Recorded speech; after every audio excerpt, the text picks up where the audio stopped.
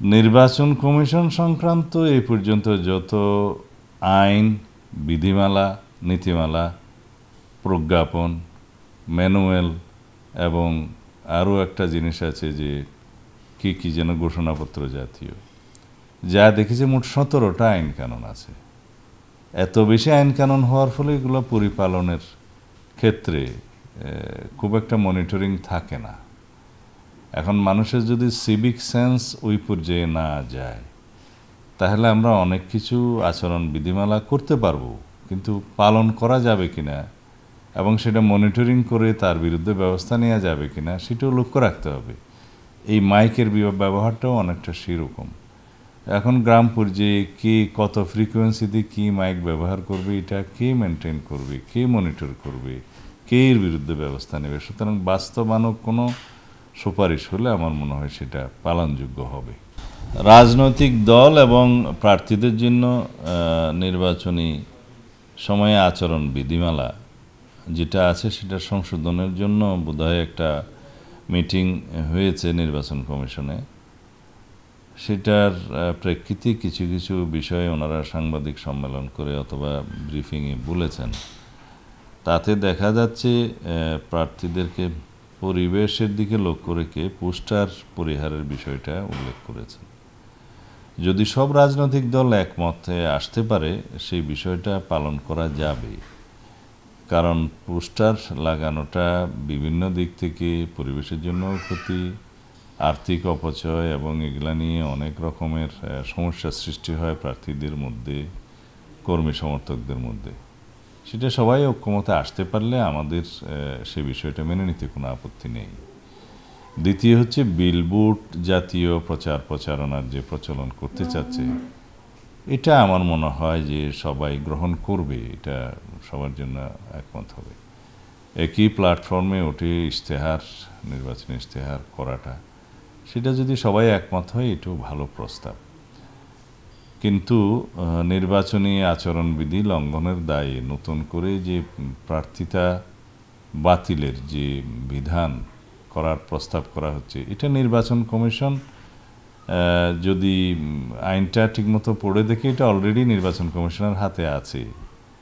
নির্বাচন কমিশনের আইনের মধ্যে আরপিওতে 12 এবং 91 ক ধারার মধ্যে সেটা উল্লেখ আছে। 91 ক ধারা অনুসারে প্রাক নির্বাচনী আচরণবিধি বা লঙ্ঘন বা অপরাধসমূহের ক্ষেত্রে বলা আছে এখানে একটা ইনকোয়ারি কমিটি গঠন করবেন। ইনকোয়ারি কমিটির সুপারিশের ভিত্তিতে ওনারা নির্বাচন কমিশন ইচ্ছা করলে প্রার্থীর বিরুদ্ধে এবং দলের বিরুদ্ধে জরিমানা আরোপ করতে পারবেন।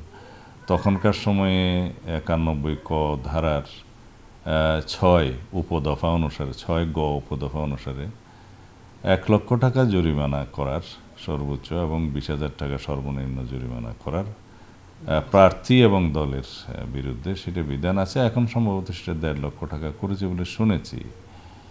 এবং প্রয়োজনে গেজেট নোটিফিকেশনের মাধ্যমে প্রার্থিতা বাতিলের বিধান আছে। সুতরাং নতুন করে এই আইন এখানে সংযোজনের যে প্রস্তাব করা হয়েছে এটা প্রয়োজন নেই। হলফনামার বিষয়ে যে আচরণবিধির যে প্রস্তাব নির্বাচন কমিশন থেকে বলা হচ্ছে যে প্রার্থীর পাশাপাশি দলের সভাপতি, সাধারণ সম্পাদক, অর্থাৎ পদবি যাই হোক, কেন্দ্রীয়ভাবে বিভিন্ন দলের বিভিন্ন রকমের পদবি থাকে, এটা তাদেরকেও হলফনামা দিতে হবে ব্যক্তির পক্ষে, প্রার্থীর পক্ষে। এইটা আমার মনে হয় পালন করা যাবে না। কারণ একজন দলীয় প্রার্থীকে একটা দল থেকে মনোনয়ন দেওয়া মানে হচ্ছে আমরা তাকে সার্টিফিকেট দিচ্ছি, প্রত্যয়ন করছি।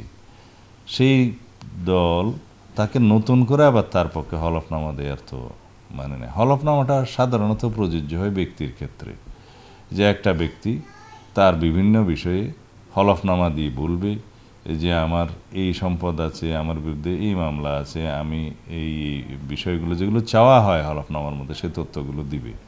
এগুলোর জন্য পার্সোনালি হলফনামার ক্ষেত্রে ব্যক্তি প্রার্থী দায়ী থাকে এবং মিথ্যা হলফনামা দেওয়ার জন্য তার বিরুদ্ধে বিভিন্ন রকমের মেজার্স আছে।